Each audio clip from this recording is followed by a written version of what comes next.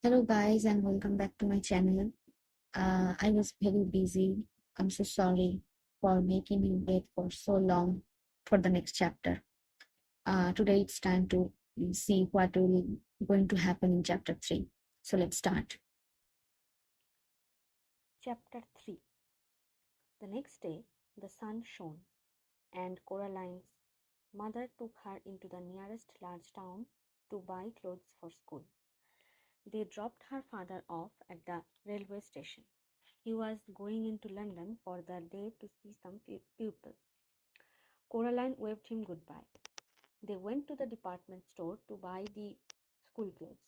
Coraline saw some day-glow green gloves she liked a lot. Her mother refused to get them for her, preferring instead to buy white socks, navy blue school underpants, 4 grey blouses, and a dark grey skirt. But mom, everybody at school got grey blouses and everything. Nobody's got green gloves. I could be the only one. Her mother ignored her. She was talking to the shop assistant. They were talking about which kind of pullover to get for Coraline and were agreeing that the best thing to do would be to get one that was embarrassingly large and baggy, in the hope that one day she might grow into it. Coraline wandered off and looked at a display of Wellington boots shaped like frogs and ducks and rabbits. Then she wandered back. Coraline? Oh, there you are. Where on earth were you? I was kidnapped by aliens, said Coraline. They came down from outer space with ray guns, but I fooled them by wearing a wig and laughing in a foreign accent, and I escaped. Yes, dear. Now I think you could do with some more hair clips, don't you? No. Well, let's say half a dozen to be on the safe side, said her mother. Coraline didn't say anything. In the car on the way back home, Coraline said, What's in the empty flat? I don't know. Nothing, I expect. It probably looks like our flat before we moved in. Empty rooms. Do you think you could get into it from our flat? Not unless you can walk through bricks, dear. Oh. They got home around lunchtime. The sun was shining, although the day was cold. Coraline's mother looked in the fridge and found a sad little tomato and a piece of cheese with green stuff growing on it. There was only a crust in the bread bin. I'd better dash down to the shops and get some fish fingers or something, said her mother. Do you want to come? No, Coraline. No, said Coraline. Suit yourself, said her mother, and left. Then she came back and got her purse and car keys and went out again. Coraline was bored. She flipped through a book her mother was reading about native people in a distant country, how every day they would take pieces of white silk and draw on them in wax, then dip the silks in dye, then draw on them more in wax and dye them some more, then boil the wax out in hot water, and then finally throw the now beautiful cloths on a fire and burn them to ashes. It seemed particularly pointless to Coraline, but she hoped that the pupil enjoyed it. She was still bored and her mother wasn't yet home. Coraline got a chair and pushed it over to the kitchen door. She climbed onto the chair and reached up.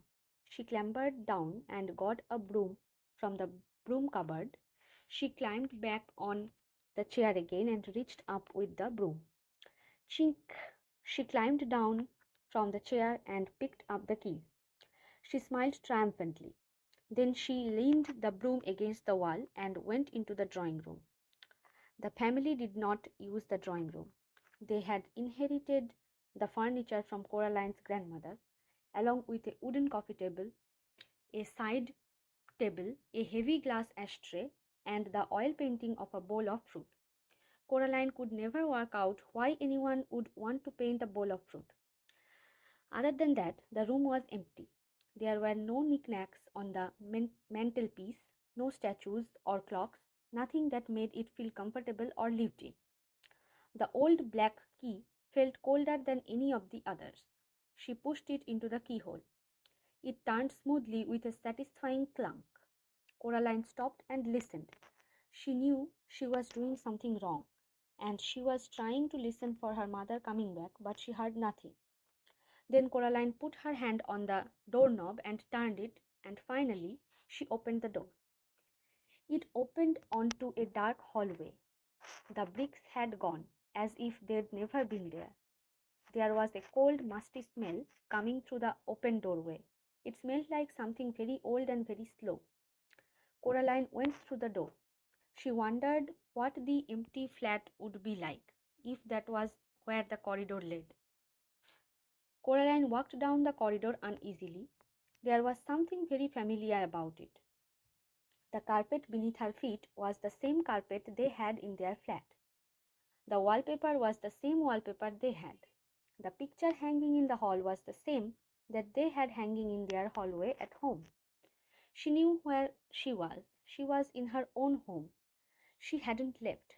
She shook her head confused. She stared at the picture hanging on the wall.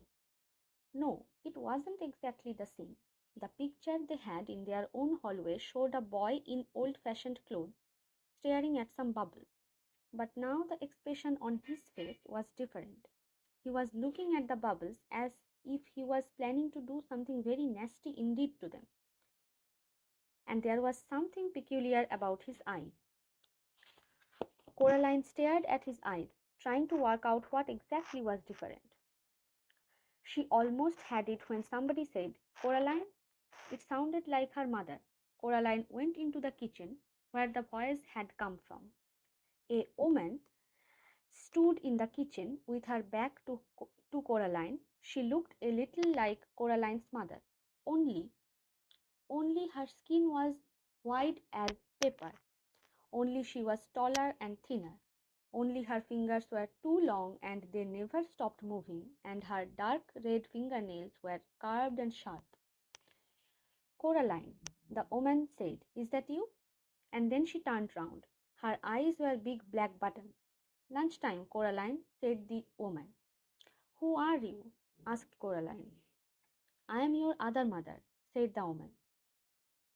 "Go and tell your other father that lunch is ready." She opened the door of the oven.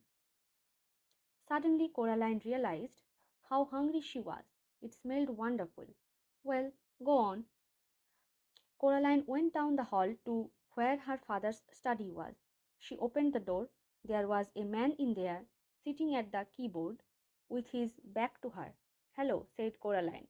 I I mean, she said to say that lunch is ready." The man turned round. His eyes were buttons, big and black and shiny. "Hello, Coraline," he said. "I'm starving." He got up and went with her into the kitchen. They sat at the kitchen table and Coraline's other mother brought them lunch. A huge golden brown roasted chicken, fried potatoes, tiny green peas. Coraline shoveled the food into her mouth. It tasted wonderful. "We have been waiting for you for a long time," said Coraline's other father. "For me?" "Yes," said the other mother. "It wasn't the same here without you. But we knew you would arrive one day, and then we would be a proper family. Would you like some more chicken?" It was the best chicken that Coraline had ever eaten. Her mother sometimes made chicken, but it was always out of packets or frozen, and was very dry, and it never tasted of anything. When Coraline's father cooked chicken, he bought real chicken, but he did strange things to it, like stewing it in wine, or stuffing it with prunes, or baking it in pastry, and Coraline would always refuse to touch it on principle. She took some more chicken. "I didn't know I had another mother," said Coraline cautiously. "Of course you do. Everyone does," said the other mother, her black button eyes gleaming. "After lunch I thought you might like to play in your room with the rats." "The rats?" "From upstairs." Coraline had never seen a rat, except on television. She was quite looking forward to it. This was turning out to be a very interesting day after all. After lunch her other parents did the washing up, and Coraline went down the hall to her other bedroom. It was different from her bedroom at home. For a start, it was painted in an off-putting shade of green and a peculiar shade of pink.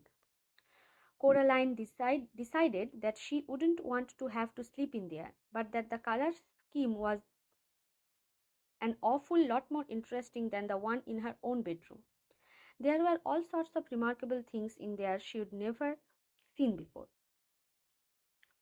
wind up angels that fluttered around the bedroom like startled sparrows, books with pictures that writhed and crawled and shimmered, little dinosaur skulls that chattered their teeth as she passed, a whole toy box filled with wonderful toys. This is more like it, thought Coraline. She looked out of the window. Outside, the view was the same one she saw from her own bedroom: trees, fields, and beyond them, on the horizon, distant purple hills. Something black scurried across the floor and vanished under the bed. Coraline got down on her knees and looked under the bed. 50 little red eyes stared back at her. "Hello," said Coraline. "Are you the rats?" They came out from the They came out from under the bed, blinking their eyes in the light. They had short, soot black fur, little red eyes, pink paws like tiny hands, and pink, hairless tails like long, smooth worms. "Can you talk?" she asked. The largest, blackest of the rats shook its head. It had an unpleasant sort of smile, Coraline thought. "Well," asked Coraline, "what do you do?" The rats formed a circle. Then they began to climb on top of each other, carefully but swiftly, until they had formed a pyramid with the largest rat at the top. The rats began to sing in high, whispery voices. "We have teeth and we have tails. We have tails, we have eyes. We were here before you fell. You will be here when we rise." It wasn't a pretty song. Coraline was sure she'd heard it before, or something like it, although she was unable to remember exactly where. Then the pyramid fell apart, and the rats scampered, fast and black, towards the door. The other crazy old man upstairs was standing in the doorway, holding a tall black hat in his hand. The rats scampered up him, burrowing into his pockets, into his shirt, up his trouser legs, down his neck. The largest rat climbed onto the old man's shoulders, swung up on the long grey moustache, past the big black button eyes, and onto the top of the man's head.